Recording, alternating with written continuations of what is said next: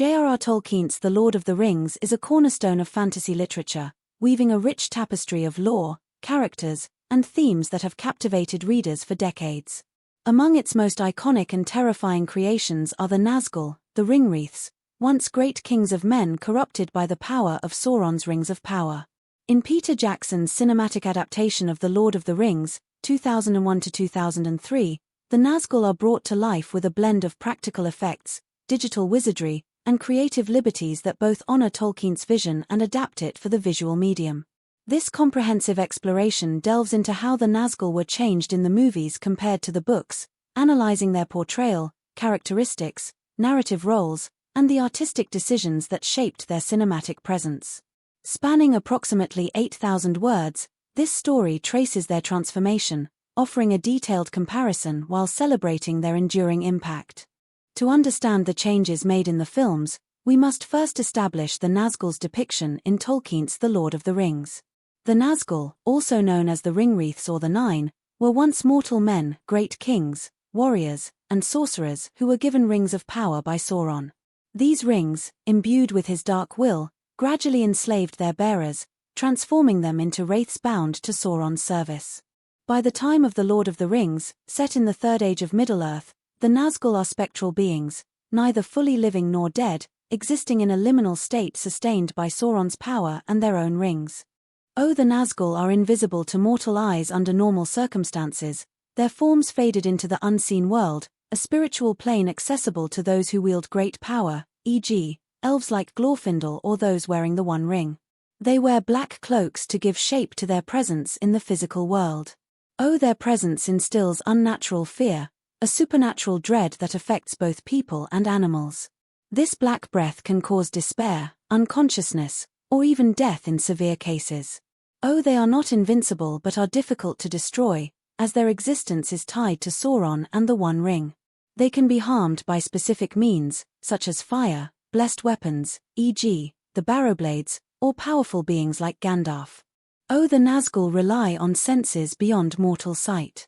They can smell the blood of the living, sense fear, and perceive the One Ring's presence, especially when it is near or used. Their vision is limited in daylight but heightened in darkness or the unseen world. They communicate with high-pitched, eerie cries that unsettle those who hear them. Initially, the Nazgûl ride black horses bred in Mordor, which are swift and enduring but mortal.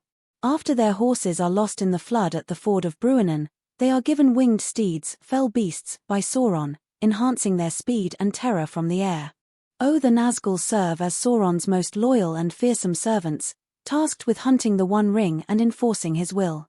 They are relentless pursuers, driving much of the early tension in the Fellowship of the Ring as they chase Frodo and his companions. Their leader, the Witch King of Angmar, is a figure of particular dread, prophesied to be undefeatable by any man. Other Nazgûl, like Khamûl the Easterling, are less individualized but collectively amplify Sauron's reach. In the Fellowship of the Ring, the Nazgûl pursue Frodo from the Shire to Rivendell, confronting the hobbits at Weathertop and nearly capturing the ring at the ford of Bruinen. In the Two Towers and the Return of the King, they act as aerial scouts and commanders, with the Witch King leading the assault on Minas Tirith and confronting Gandalf and Eowyn. Tolkien's Nazgûl are defined by their otherworldly menace, their tragedy as fallen kings, and their role as extensions of Sauron's will. Their limited dialogue and mysterious nature make them enigmatic, emphasizing their inhumanity. Peter Jackson's The Lord of the Rings trilogy, The Fellowship of the Ring, 2001, The Two Towers, 2002, and The Return of the King, 2003, faced the challenge of translating Tolkien's complex mythology into a visual medium. The Nazgûl, as supernatural beings, required careful adaptation to convey their terror and significance to a broad audience. Below, we explore the key changes and enhancements made to their portrayal, organized by thematic and narrative elements. Tolkien describes the Nazgûl as invisible without their cloaks, with only their eyes occasionally visible as points of light. Their physical forms are not detailed, emphasizing their spectral nature. Cloaked figures. In the films, the Nazgûl are depicted as tall, imposing figures shrouded in tattered black cloaks, with no visible faces, only darkness beneath their hoods. This design choice, crafted by Weta Workshop, maintains their invisibility while giving them a tangible, cinematic presence. The cloaks are weathered and flowing, enhancing their ghostly aesthetic. When Frodo wears the One Ring, e.g., at Weathertop or in Bree, the films show the Nazgûl in the unseen world as pale, skeletal figures with gaunt faces, crowned with silver helms. This visual, inspired by Tolkien's hints but not explicitly detailed, adds a horrifying dimension, making their true forms visceral for viewers. Practical and CGI effects. The Nazgûl were portrayed using a combination of actors in costumes, e.g., stunt performers like Brent McIntyre, and CGI enhancements. For instance, their movements were choreographed to feel unnatural, with subtle digital distortions to their cloaks. The unseen world sequences used CGI to render their wraith-like forms, blending practical makeup with digital effects. The films make the Nazgûl visually striking, ensuring they are memorable antagonists. The decision to show their unseen forms adds a layer of horror not explicit in the books, aligning with the film's need for visual storytelling. However, some purists argue this demystifies the Nazgûl, as Tolkien's ambiguity enhances their enigma. The Nazgûl's black breath is a supernatural affliction that causes dread, despair, and physical symptoms. It affects characters like the hobbits at Weathertop and civilians in Minas Tirith, with varying severity. The films convey the Nazgûl's terror primarily through atmosphere and character reactions rather than explicitly naming the Black Breath. For example, in The Fellowship of the Ring, the hobbits panic in the Shire, hiding under a tree root as a Nazgûl looms, and Sam's trembling at Weathertop capture their dread-inducing presence. Jackson uses sound design, piercing shrieks voiced by actress Fran Walsh, and visuals like dark, oppressive lighting to amplify the Nazgûl's menace. The score by Howard Shore, with its dissonant choral motifs, underscores their terror. Unlike the books, where the Black Breath causes lasting effects, e.g., Frodo's prolonged recovery after Weathertop, the films downplay these consequences for pacing. Frodo's injury at Weathertop is attributed to the Morgul blade, with less emphasis on the Nazgûl's aura. The films prioritize immediate, visceral fear over the book's nuanced depiction of the Black Breath. This suits the medium's need for quick, impactful scenes but reduces the Nazgûl's mystical complexity. Their shrieks, while iconic, replace the book's subtler cries, making them more overtly monstrous. The Nazgûl's reliance on smell, fear, and ring detection is central to their pursuit. They are methodical but limited, often requiring human spies, e.g., Bill Ferny, or deduction to track their quarry. The films emphasize the Nazgûl's supernatural senses, particularly their ability to smell the ring. In the Shire, a Nazgûl sniffs the air menacingly, and at Weathertop, they converge on Frodo as he wears the ring, suggesting a near-instinctual connection. This is visually reinforced by close-ups of their hooded faces tilting as if sensing something. The films portray the Nazgûl as relentless and direct. In the Shire, they ride through Hobbiton, questioning locals and creating chaos, unlike the book's stealthier approach. Their attack on Bree, slashing at empty beds, adds a sense of brutal efficiency not as pronounced in Tolkien's text. The Nazgûl have minimal dialogue in the films, limited to guttural commands, e.g., Shire, Baggins, and their iconic shrieks. This contrasts with the books, where they occasionally speak, such as when questioning the Gaffer or commanding at the ford. The films amplify the Nazgûl's predatory nature, making them more immediate threats. Their heightened aggression suits the action-driven narrative but sacrifices some of the book's subtlety, where their menace lies in patience and inevitability. The reduced dialogue reinforces their inhumanity, aligning with the film's visual focus. The Nazgûl begin on black horses, which are lost at the ford of Bruinen. They later ride fell beasts, described as large, winged creatures, not explicitly pterodactyl-like, that serve as aerial mounts. The films faithfully depict the Nazgûl on black horses in The Fellowship of the Ring, with sleek, menacing steeds that enhance their ominous presence. The chase to the ford is a high-octane sequence, with the horses galloping in tight formation. In The Two Towers and The Return of the King, the fell beasts are realized as massive, dragon-like creatures with leathery wings and serpentine necks, resembling pterodactyls. Designed by Weta Workshop, they are visually spectacular, with a wingspan that dwarfs their riders. Their introduction in The Two Towers, swooping over the dead marshes, is a chilling moment, and their role in the Battle of the Pelennor Fields is expanded, with the Witch King's beast attacking Theoden's horse. The films delay the Nazgûl's use of fell beasts until the Two Towers, whereas in the books, they acquire them soon after losing their horses. This change builds anticipation and gives the horses more screen time in the Fellowship of the Ring. The fell beast's design is a creative liberty, as Tolkien's description is vague. Their pterodactyl-like appearance makes them visually distinct and terrifying, enhancing the film's spectacle. The extended use of horses maintains narrative continuity in the first film, but the fell beast's delayed introduction slightly alters the Nazgûl's threat progression. The Nazgûl are secondary antagonists, serving Sauron's will.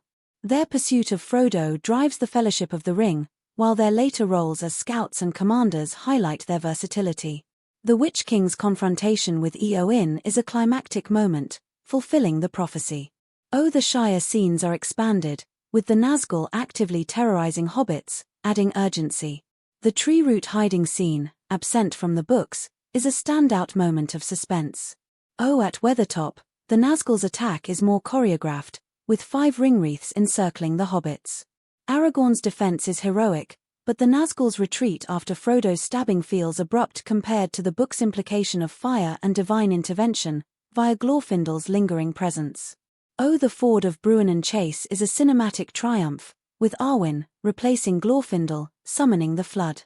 The Nazgûl's horses are swept away, but the films omit their temporary dispersal, making their later reappearance less explained. The Nazgûl's fell beast appearance in the Dead Marshes, spying on Frodo and Sam, is a film invention. It heightens tension but deviates from the books, where they are less active at this stage. Their role in Osgiliath, attacking Faramir's forces and nearly capturing Frodo, is another addition. This scene, absent from Tolkien's text, underscores the ring's peril but arguably overextends the Nazgûl's presence. The Witch King's confrontation with Gandalf at Minas Tirith is amplified. In the extended edition, he shatters Gandalf's staff, a dramatic liberty not in the books, where their standoff is unresolved. This change elevates the Witch King's power but diminishes Gandalf's authority. The Battle of the Pelennor Fields sees the Witch King's defeat by Eowyn and Merry, closely following the books. However, the fell beast's role is more prominent, with Eowyn's fight against it adding action. The prophecy's fulfillment, "No man can kill me," is preserved, with powerful performances by Miranda Otto and David Wenham. The films heighten the Nazgûl's screen presence, especially in the Two Towers, to maintain their threat across the trilogy. Additions like the Osgiliath scene increase drama but risk diluting their mystique by making them too ubiquitous. The Witch King's enhanced power, e.g., overpowering Gandalf, serves cinematic stakes but alters Tolkien's power dynamics.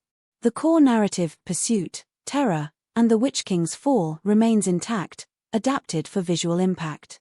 The Witch King, leader of the Nazgûl, is a figure of immense dread, with a history as the Lord of Angmar. His prophecy and role in Minas Tirith are pivotal, but he remains enigmatic, with minimal dialogue. The Witch King is distinguished by his spiked, crowned helm, a Weta design that makes him instantly recognizable. His fell beast is larger, and his mace, a flail in the films, is a brutal weapon. The films give him more screen time, particularly in The Return of the King. His command during the siege of Minas Tirith, including ordering the Grand battering ram, adds leadership depth. The Gandalf confrontation, though controversial, underscores his menace. Voiced by Andy Serkis in a guttural, distorted tone, the Witch King's lines, e.g., "You fool, no man can kill me," are sparse but impactful, preserving his mystique while making him a standout villain. The Witch King's enhanced role suits the film's need for a clear antagonist within Sauron's forces. His visual and vocal presence makes him memorable, but additions like the Gandalf scene deviate from Tolkien's balance of power. His death scene remains faithful, balancing fidelity with cinematic flair. The Nazgûl's cinematic realization required innovative techniques, reflecting the film's ambition. Weta Workshop crafted detailed Nazgûl costumes, with layered fabrics and armor that suggested decay. The Witch King's helm, inspired by medieval designs, was a practical prop enhanced by CGI for close-ups. Fran Walsh's shrieks, layered with animalistic sounds, created an unearthly effect. The fell beast's roars, blending reptilian and avian noises, added to their terror. The unseen world sequences used CGI to render the Nazgûl's wraith forms, with motion capture ensuring fluid movement. The fell beasts were fully digital, with animators studying birds of prey for realism. Stunt performers, riding trained horses, executed complex chases, with CGI smoothing transitions, e.g., the Ford sequence. The Pelennor Fields battle combined practical stunts, Éowyn versus the fell beast, with digital Nazgûl. These innovations made the Nazgûl a technical triumph, blending practical and digital effects to create a cohesive, terrifying presence. The Nazgûl embody Tolkien's themes of corruption and lost humanity.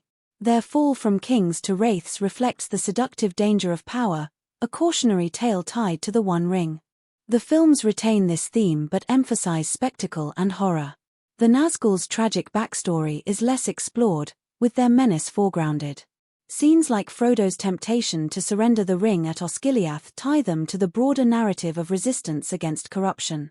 The Witch King's defeat by Éowyn reinforces the film's empowerment themes, with her gender-defying victory given emotional weight. The film's Nazgûl became pop culture icons, inspiring merchandise, video games, e.g., Shadow of Mordor, and fan art. Their shrieks and fell beasts are instantly recognizable, cementing their place in fantasy cinema. While widely praised, the Nazgûl's adaptation sparked debate among fans and scholars. Some argue the films make the Nazgûl too action-oriented, reducing their enigmatic dread.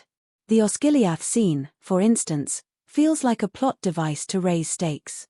The extended edition's depiction of the Witch King overpowering Gandalf angered purists, as Tolkien portrays Gandalf as a near-equal to Sauron's lieutenants. Showing the Nazgûl's wraith forms, while visually striking, removes Tolkien's ambiguity, potentially lessening their mystique. Replacing Glorfindel with Arwen at the Ford, while narratively justified, shifts focus from the Nazgûl's defeat to a character-driven moment, altering the scene's tone.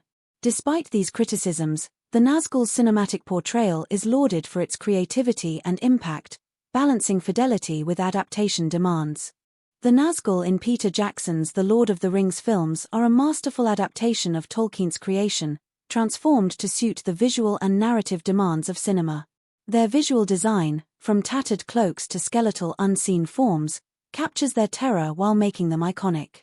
Changes like their enhanced aggression, expanded roles, and the fell beast's pterodactyl-like design amplify their menace, though occasionally at the cost of Tolkien's subtlety.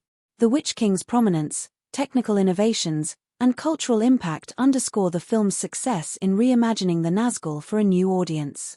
Yet, the adaptation is not without flaws. Additions like the Osgiliath scene and the Witch King's dominance over Gandalf deviate from Tolkien's vision, sparking debate among fans. Nevertheless, the core of the Nazgûl, their corruption, dread, and role as Sauron's enforcers remains intact, ensuring their place as one of fantasy's most enduring antagonists. Through a blend of artistry, technology, and storytelling, Jackson's Nazgûl honor their literary origins while forging a cinematic legacy that continues to haunt and inspire.